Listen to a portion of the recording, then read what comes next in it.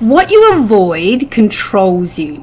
Some people treat avoidance like an Olympic sport, and I know I've done my fair share of dodging uncomfortable conversations, delaying big decisions, and watching Netflix instead of doing my inner child or healing work. But here's the thing, avoidance feels like a sigh of relief in the present, in the moment, but every time you dodge discomfort, it feeds the very things that keep you stuck. Every time you dodge discomfort, it feeds shame, procrastination, and resentment. It's a bit like feeding stray cats. You feed them once and they never leave your back door. Can you relate to these feelings? Maybe you avoided a tough conversation, so resentment built. Maybe you avoided saying no, so people took you for granted. Maybe you avoided taking action, so procrastination snowballed into panic or overwhelm. Maybe you avoided healing old wounds, so they keep hijacking your present moment. Avoidance is seductive because it feels safe, but that safety is fake. It's like putting duct tape over a smoke alarm. The fire's still burning, you've just silenced the warning. So how do you stop avoidance and shift into a different identity? Face the micro discomfort. Start with small wins. Instead of ghosting the email, reply in one sentence. Instead of dodging a boundary, say no one time.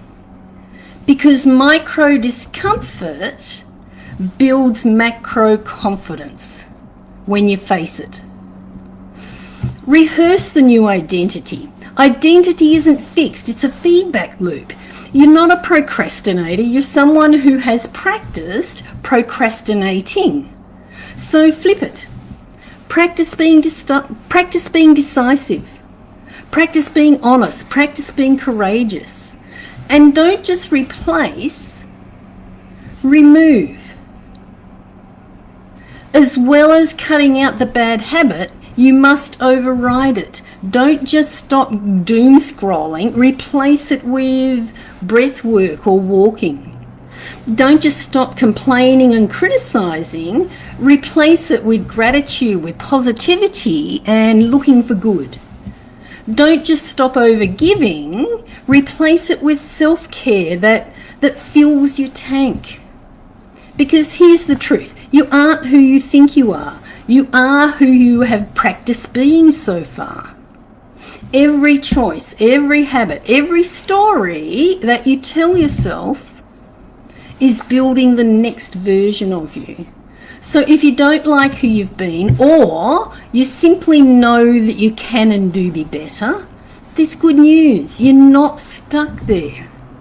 You can practice into a different identity. You can practice into being the kind of person who faces challenges head on, who no longer dodges discomfort. You can practice into being the kind of person who faces challenges head on and who shapes a life aligned with strength, authenticity, joy, maybe even fun. What is one thing that you've been avoiding this week? How has that avoidance made life harder rather than easier?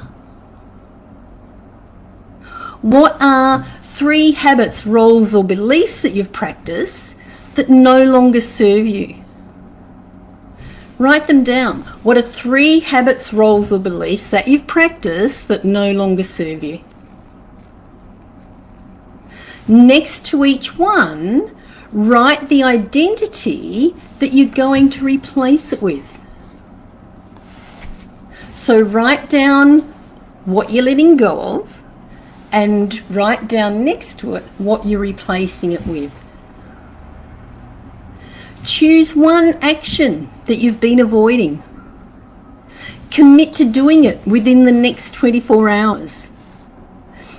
Is it doing your taxes, doing your bookkeeping, calling someone, apologising to someone for a mistake or a transgression? Is it decluttering your wardrobe and sending the things to Goodwill? Is it updating your will? What is it for you? What have you been avoiding? Celebrate the relief of progress instead of the fake relief of avoidance. Because avoidance feels safe, but it's a trap. Every time you dodge discomfort, you hand over the keys to shame, procrastination, and resentment.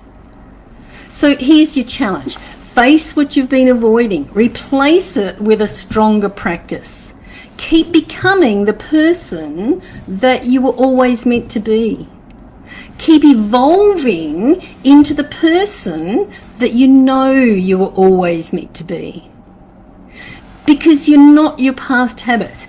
You are who you practice being today.